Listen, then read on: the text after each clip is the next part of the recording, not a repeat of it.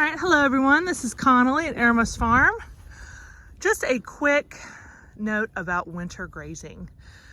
It has slowed down a lot. Right now, with temperatures being fluctuating between the 40s, 50s, and 60s, we do have days of growth as fescue and rye need temperature soils of between 50 and 55 degrees. So you can tell this area was rested for probably a good 45 days since we've grazed it. We're gonna do one last graze and then we're gonna put them on another field, but they were just on this. And then so I just moved them off. So as you can tell, they've got quite a bit, but I've noticed there's not a ton of volume for them. So they will go through this pretty quick. So some tips for winter grazing on fescue are make the areas bigger and move them quick, which can be quite time consuming in the winter. It just, in the summer you can make smaller paddocks because the volume is there, but it just causes an increase in tempo in the cooler months. The other thing is just don't circle back until the tips of the fescue have returned to a point. As you can tell, these plants, they have been chewed and they have the square points, and once fescue has regrown, they have regained tips again. So make sure to not come back until you see tips on all of your fescue.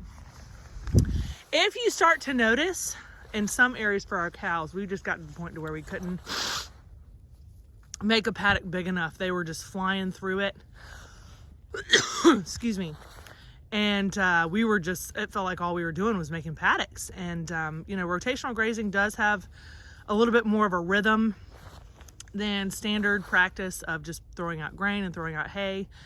So we don't mind the daily work and we don't mind the daily moving, but it got to the point to where we just could not keep them happy. So for our cows, because of how many we have 18 right now, we have just started feeding them hay until the grass really starts kicking off again. And that's also, it gives a break to our ground. Sometimes our ground needs to rest and just allow it to fully come back. What we don't want is if it is continuing to grow, we do want to continue to graze it, but not pummel it into the ground. So those are some tips for you today for cooler weather. We are in the southeast, and so we do continue to have a grazing season during the winter months as long as it stays above 50, 55 degrees, and we've had quite a few days in there.